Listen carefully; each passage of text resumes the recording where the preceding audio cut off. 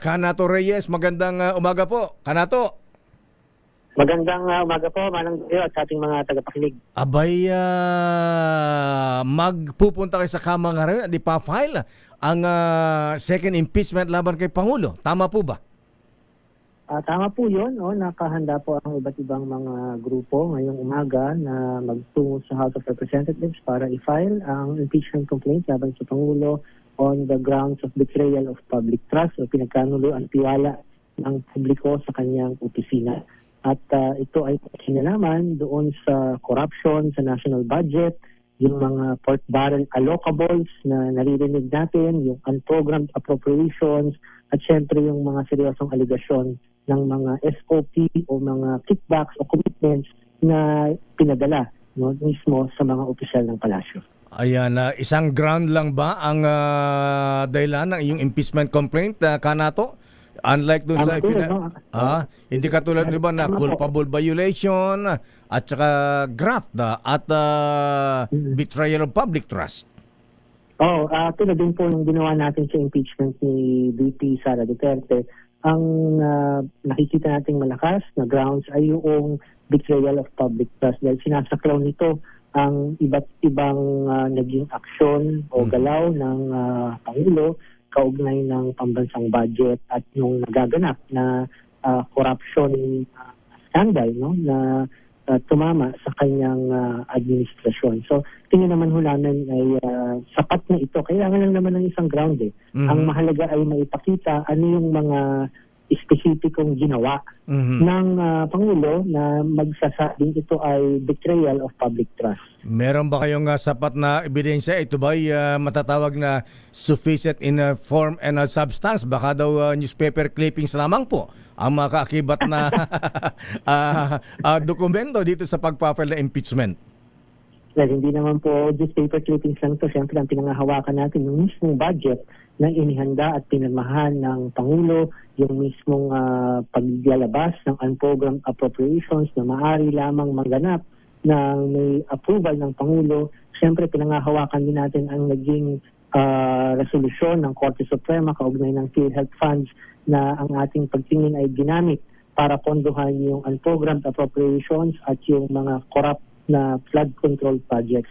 So, mismo mga dokumento mula sa gobyerno ang ating pinagbabatayan. Ganyan din yung mga testimonya ng tulad ni na Yusek Bernardo at yung iba pang mga inilabas na pasabog nitong si former Congressman Zaldico na naging dahilan kung bakit nag-resign ang mga malalapit na opisyal ni Pangulong Marcos.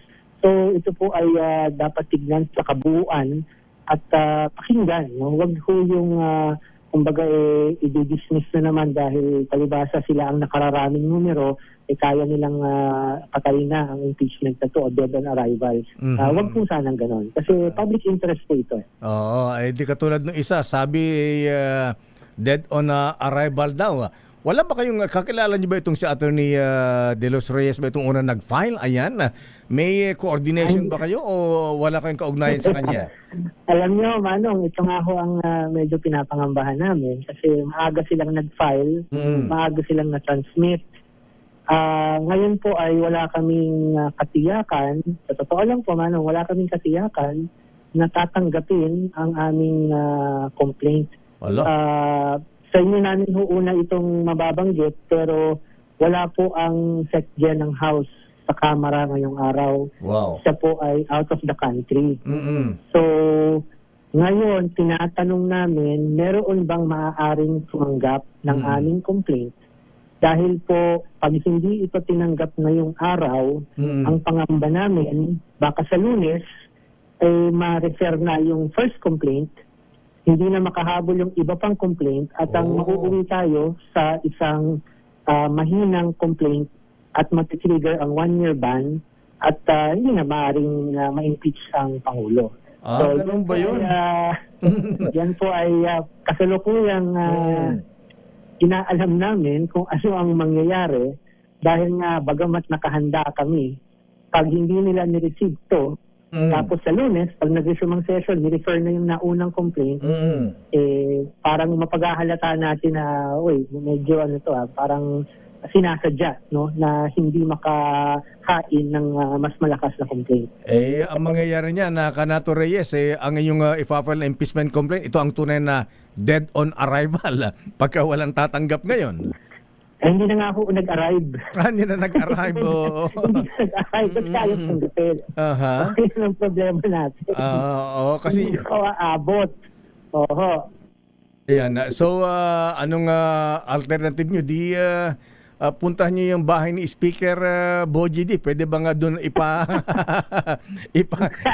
ipa-receive na lamang? Ayan. Kung pwede nga lang sana ganun. Kaya lang yun nga ho, no? At ang problema natin lagi sa impeachment, nagiging unahan, karera ng daga, sa halip na yung mas substantial na usapin at interest ng publiko ang mananaig, nagiging paunahan at maniobrahan.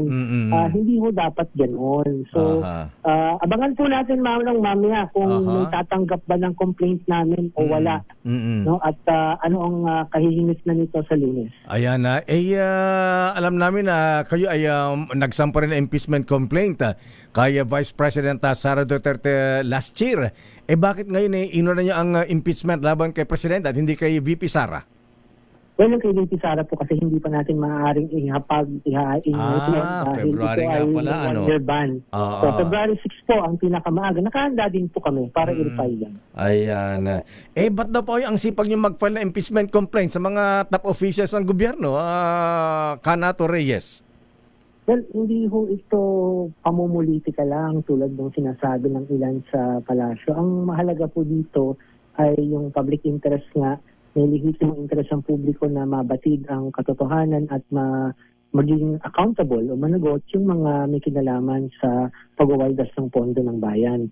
Ito po ay bahagi din ng pagpapaalam natin o pagpa-educate natin sa publiko kung paano ba tayo pinagnanakawan systematically ng mga matataas na opisyal. And hopefully nga, sa pamamagitan noon, mas maging mapagbantay at mapanuri ang ating mga kababayan tungkol sa mga opisyal, no, na namumuno sa atin.